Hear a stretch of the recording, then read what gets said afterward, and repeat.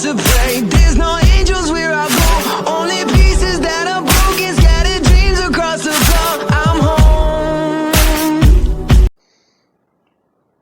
Alrighty, hello everybody. This is Kira's show here. Now, this is going to be part 1 to What If Deku Was in the Dying Light apocalypse scenario. Now, let us begin. The Huron incident takes place roughly about 20 years before Midoriya was born. The operative Kyle Crane extracted the data like he was ordered to, and eventually left the city, and the place was nuked, and afterwards he was silenced. And well, 4 years later, another incident occurs. This time a different CCG operative going toward the city. The incident is in Japan. No one is really sure what is going on here, though it is well aware that there are still survivors in the city, and the CCG is deploying troops, and at least things in order to maintain their cover, that they can cure this incident. Since if it popped up in Japan, it might be some form of bacteria, some form of chemical weapon. Possibly, right? Or it may be something in the air. Now, the CCG deployed it here because they didn't want another incident in Huron. Since a place that has 2 zombie outbreaks in less than 5 years, yeah, that will throw unwanted attention back onto the CCG. Now, with that being said, the operative that is deployed today is Inko. She is deployed here because of her specialized tactics, and the way her quirk actually does work. With her quirk, she is able to use her body weight and reduce it. She is able to go to the point where she falls at such a slow rate, you might mistake her for floating, or possibly flying. However, she does not lose any of her strength physically, meaning that if she wanted to, she could possibly launch herself upwards into the air, and you mistake it for super strength. However, she can throw all of her body weight directly into one part of her body. Basically, she could use basic kinetic force if she wants to throw around her body weight. Now, with that being said, she is deployed, and she does actually head into the city. Now, she does actually need to figure out what's going on. Whenever she lands, if you can call it that, she gets caught onto a couple of trees, since the wind blew her directly into them. Her quickly being surrounded by zombies, all trying to jump up at her and actually attack her. And well, sorry to say this, but she needs to hurry. The sun is quickly setting, and well, she thought that it might be safer to travel at night. Try to wait out the zombies, as she reduces her body weight by half, throwing up her legs and actually trying to swing upwards to cut off the actual parachute, as to get herself loose.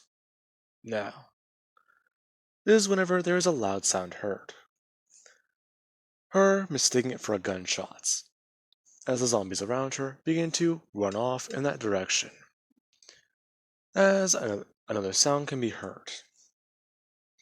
Inko then looking to see that someone is throwing tin cans, halfway full of dirt, over in that direction, into the ground, and it is very, very loud, before they come running up to her and telling her to get down from there, and you need to hurry. It's about to be nighttime. Her then pulling out her knife and beginning to cut the straps directly next to her. As soon as she does that, she reduces her body weight by another half, her falling very slowly to the ground as the man catches her, setting her down, and she immediately just draws the knife upwards towards his throat, asking the man exactly what is he doing here. Hey, you dropped into my city. Besides, I'm here to help you. If you're out past night, you're gonna be fucked. Let's go. Now, with that being said, Hasashi's radio goes off, informing him that all the runners need to come back, and it is not safe. In fact, things are about to get a lot worse. Hasashi, he can actually understand that, basically bringing his hand up to his head as he turns off his radio, bringing his finger up to his lips, saying to be quiet, and to follow him, as he hauls ass in a different direction. Her following him, confused as to where they're going, before they hear it, a scream. Inko mistaking it for a person. Before, whenever they are hiding on top of a building, she does see one of them by a street light. It's not very easy to spot, but it has glowing eyes, and the moonlight is at least showing what it is. It looks like a naked humanoid with armored skin and spikes all around its body. Along with that, it doesn't look pleasant. Her then just whispering exactly what is that thing. That's a volatile. Now again, you need to shut up. Those things, if they hear you, they will fucking chase you down. The only thing to stop them is UV. UV? UV lights, or UV flares. You wouldn't happen to have any of that on you, right? Or any antacene? What? No, I don't have any of that. I got one container of antacene, that's in case I get bit. Shit. Okay. Do you at least know whenever the next supply is gonna come in? I'm not sure. Besides, exactly how long are those things gonna stick around? Hasashi then just bending back down and just sang till morning, before he does at least reach into his pack, beginning to look through it. Now, he does actually pull out something in a plastic bag, opening it and then at least offering half of it to Inko. Her just staring down at it, confused. Hasashi just saying that it's a bit of a food ration. One of the emergency drops, it's an MRE. You know what an MRE is, right? Of course I do. Okay, good. So, it's flavorless and it's odorless, but, I mean, it's food. Those things can't smell it, at least I'm pretty sure they can't. So anyways, we got all night, so you mind explaining to me exactly what's going on out there? What do you mean? I'm talking about outside. Half of Japan is quarantined, and the other half... Yeah, I'm fairly certain that they're all fucked too. So where are you from? Oh, I'm actually from Japan. Really? Well then, that at least does make this a lot easier. Make what a lot easier? Talking. So, how are things over, well, down? Towards the other side. Is that where you're from? I mean, kinda. You're actually pretty close. I live by another beach town. Actually, it's about 50 miles away, I think. Not too sure from right now, or right here. All I know is I haven't been there in a very long time. In fact, I kinda left.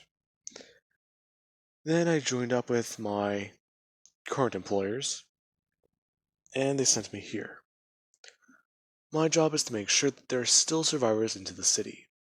and into the actual country. If the entire thing fails, then my radio is basically the only thing to get into contact with them, trying to make sure everyone is alive. And if I give the order, they'll firebomb the entire country. Wait, what? Yup, that or basically just abandon us. However, they're going to keep sending in supply drops, since the situation can't really get too far out of control, besides losing, what, a few million people. You're joking. Not really.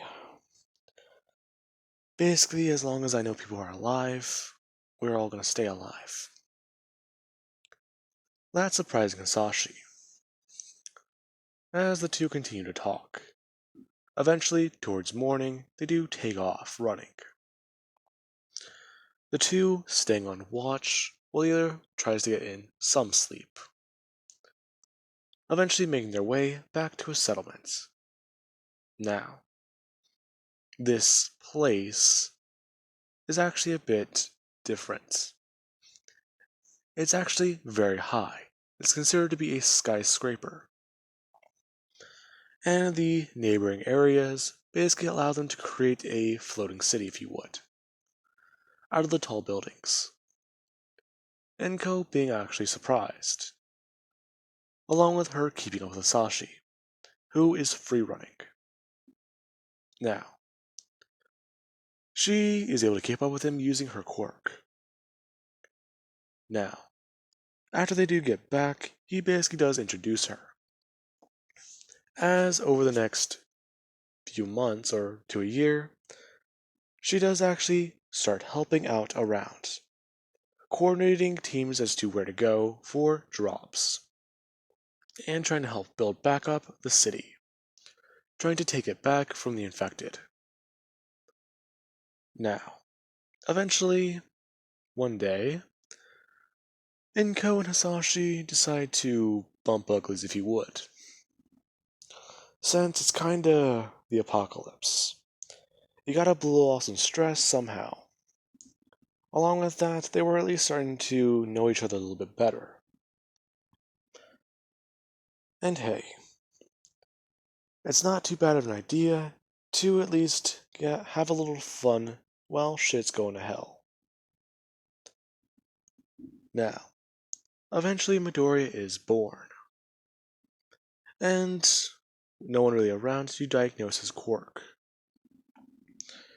Inko and Hisashi, they usually do help try and coordinate people, build things back up.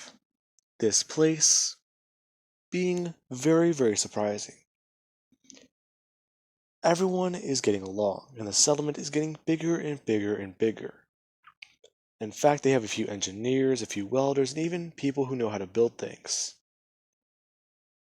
And around the age of 4 years old, Midoriya does unlock his quirk, as he begins to run around and actually have a bit of fun exploring. Exploring the place around and actually looking to see what's going on. Now, the first incident Midoriya does have with his quirk is him actually, well, somewhat falling out of one of the buildings one day, and him using it.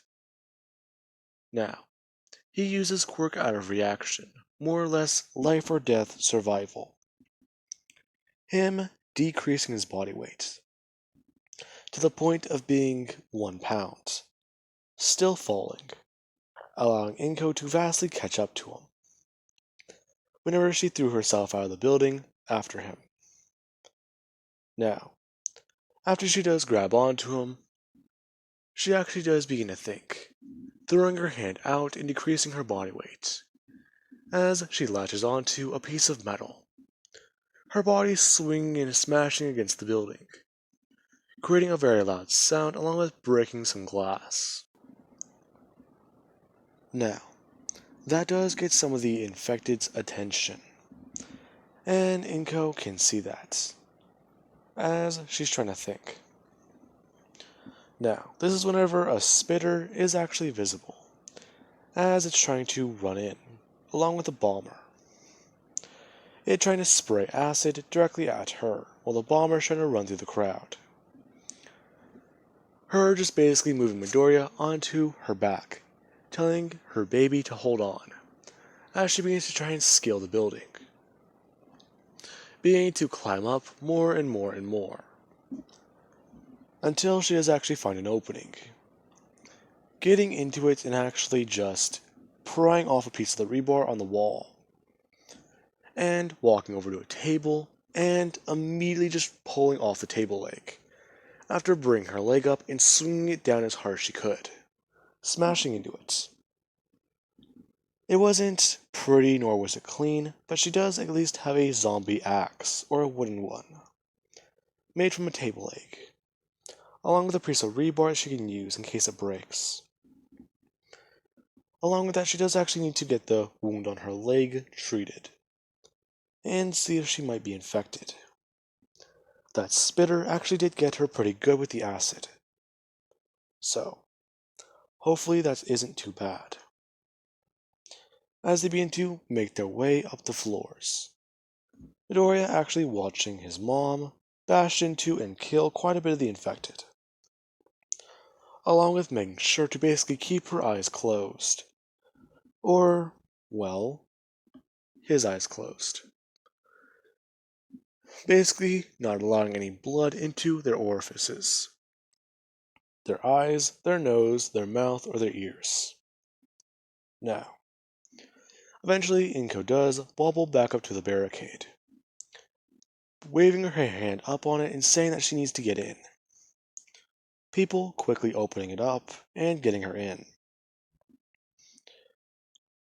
as she does go to the doctor. The doctor telling her that she will be okay. It's only a bit of acid burns. Along with that, the wound on your hand will heal also. But you do need to be very careful next time. Her then turning to Izuku and saying that her son got very lucky that you were there. Actually, it's something I want to talk to you about. I think he has my quirk. Really? And what might your quirk be, miss? Well, I mean, I can reduce my body weight. It's sort of how I get around. I can reduce it in a very good degree and kick it into overdrive. Oh, really? I thought you had super strength. Yeah, it kinda gets mistaken a lot. Even my employers used to think that.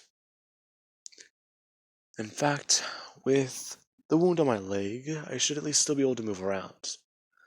No, miss, you do need to get some rest. This is an injury. If you're up and about like this, then there's a chance whenever you're out there, you can get hurt and infected. We have plenty of Anazine. I think we'll be fine. No, that's not the point. Some of the people here, they don't need the antizine. And that's because they haven't been bit. In fact, we have most of that stuff only for our runners. So, if you get infected, then we don't want to have to waste it. It won't be wasting. It's because I was infected. It will help hold off the infection. I'm sorry, but it's just. You do need to rest. Besides, you can cause more trauma to your body with this, instead of just trying to rest up. I still don't understand you. Her getting up, and at least limping away a bit angrily, before Midoriya does go to see his dad, who is actually very much concerned for his son and his wife. Him just yelling at Midoriya that that was very reckless, and that he shouldn't be playing close by those. Besides, how did you fall anyways? Midoriya then giving an explanation. He was running past whenever he got pushed into a guardrail, And well, those things aren't sturdy. So it broke on him whenever he fell, or was pushed into it. Now, Midoriya does go on saying that he does have a quirk. Hisashi at least a bit excited, thinking that he might have his quirk. Now, Hisashi does have fire breathing, or fire breath. It's one of the things that do make him very important to the settlements, since they don't really use the traditional gas stoves and stuff like that. That stopped working a long time ago after, well, someone blew up that building. Yeah, that guy was an asshole.